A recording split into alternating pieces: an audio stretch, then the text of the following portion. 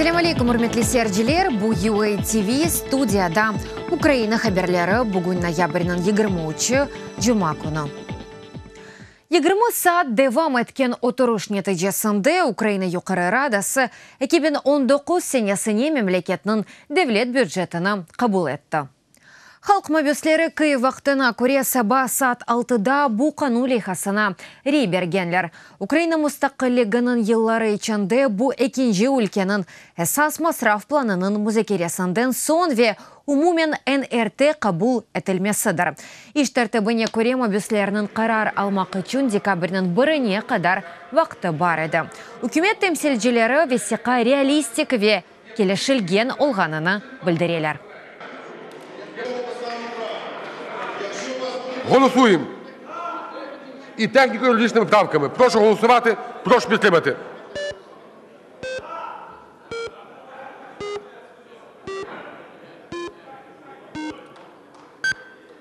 «240 за». Бюджет України прийнятий. Ми зберігаємо в бюджеті на 19 рік. Bir kaç yıl evvel siz ile birlikte başlagan epsi programmalarını 2019 devlet büdjetinde kaldıramız. Bu tehlikesizlik ve müdafaa için 210 milyardan ziyade grivna. Bunun ile yanı Ukrayna mektebinin meydana getirilmesi için para verilmesini kaldıramız. İlim ve muallimlik hadimleri için aylıklarının getirilmesi gözde tutula. İktisadiyatlarımızın sınırlarında minimal aylıklarının artıracakmız. Elbette daha da ziyade olganını ister edim. Biz makromalevi stabilik olganına ve iktisadiyatının artığına erişmek gerekmiz. 2019 devlet büdjetinin esas göstergeçleri gelirler 37 milyar dolar seviyesinde olmalı. Masraflar 40 milyar. Gelecek sene müdafaa için tahminen 9 milyar dolar. Tibet için 3 milyardan ziyade para ayrılacak. Umumi içki mahsulat 3%. Inflasya faizi tahminlerge göre 7,5 olabilir. Minimal aylık 150 dolardan ziyade. Milli valuta kursu 1 dolar için 29 grivna 40 kapik tahmin etili. Büdjet ile bağlı meselelerinin bakmazdan evvel Yuqarı Rada birinci müzakeresinden son Ukrayna'nın Avrupa Birliği ve NATO'ga koşulmak ıntılığının esas kanunga kirsetilmesi hakkındaki kanun lehasını makul gördü. Evvel bu denişmelerge Ukrayna Anayasa Mahkemesi kol tutkan idi. Rey berilmeden evvel parlamentте Ukrayna prezidenti Petro Poroshenko sözge çıktı.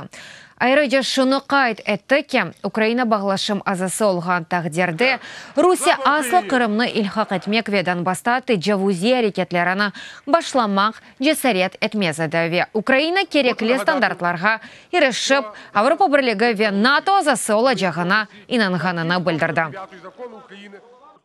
Geçenleri Yuqarı Radada bir sıra kadrlarını kabul etti. Mabüsler çiftçilik ve azık naziri Taras Kutovoy'nın istifasına kol tuttu. Bunun ile parlament nazirler kabinetinin iki yanazalarını tasdikladı. Oksana Makarova Ukrayna maliye naziri oldu. Bundan evvel o müdir vazifesini vaxtınca icra etdi. Veteranlar meseleleri naziri olarak Irina Friz tayinlendi. Baş nazir Vladimir Groysman'ın sözlerine göre bu karar yanı müessesenin meydana getirilmesine esas oldu.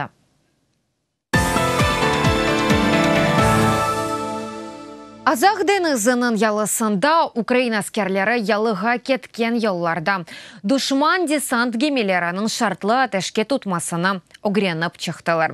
Birleşken Kuvvetler Ameliyatı ştabında kaydetilgenine göre talimler vaktında mühendisler tez hareket edip yalının tehlikeli kısımlarını minaladılar. Aynı zamanda Uragan Zalp ateşi reaktif sistemaları divizyonu düşmanın desant gemilerini ateşke tuttu.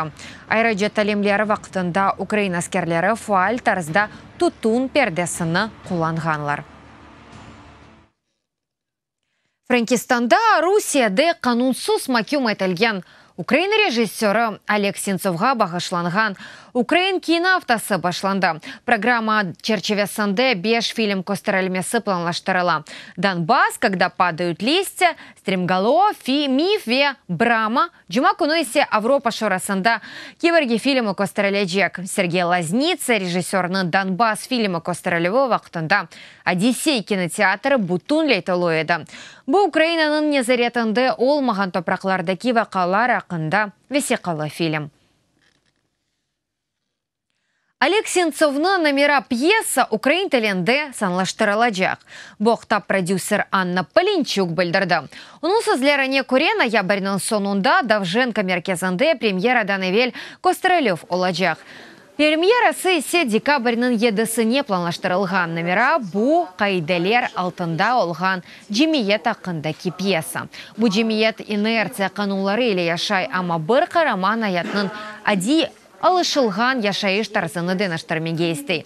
Олег Сенцов пьесаны 2011 сенесі язған сонки денішмелеріні истифақат тевқифханесінде бұлынған вақтында япқан еді. Сатылған билетлер парасының бір қысмы сесима бюслерінің қоранталарына берілежек. Це, звичайно, про суспільство. Әлбетте, бу жемиет ақында, ама пьеса бір мевзу иле бағлы олғаныны айтмақ янлыштыр. Спектакль башындан система яратыжысы олған. Сонрайсе оның құрбанына чеваралген жемиет ақындадыр. Проекти профінансовані державою. Лиха üçün пара devlet tarafından ayırıldı. Piyesa Ukrayn tilinde olacak. Ale qarşı degil, ama yazıq ki ceza hanege Ukrayn tilinde onun tasdıklanıvına bir şey yolap olamayımız. Cenzura degen şey buna izin vermey. Ama piyesa Ukrayn tilinde olacağını elbette bile. Яна елға бірдемлік варақысы Украина журналистлері Милли бірлігі Русияды Қырымда ве Донбаста описывателген Роман Сущенко, Миколай Семенов ве Станислав Асеевге қол тұтып бұ акцияға қошылмақ чағырдылар. Әрестегенлер журналистлерге телекелер ве қол тұтусызлерінен мектуплер яза біле. Мектуплер описывателгенлерге еланылажақ ве журналистлер Милли бірлігі сайтында ерлештірілежек. Соцбереден учьяны видео Британия полисы Русия жасуслары Петрове Баширов әле учьяны видео яйынлады. Бір видеода ақайлар вокзалдаки турникеттен кешкенлеріні көрмек мүмкін. Дегер эки видеода есе шер соғақлары бойы кеткенлеріні. Бұлар мартның дортынды япылған көзетув камераларының видео язылары.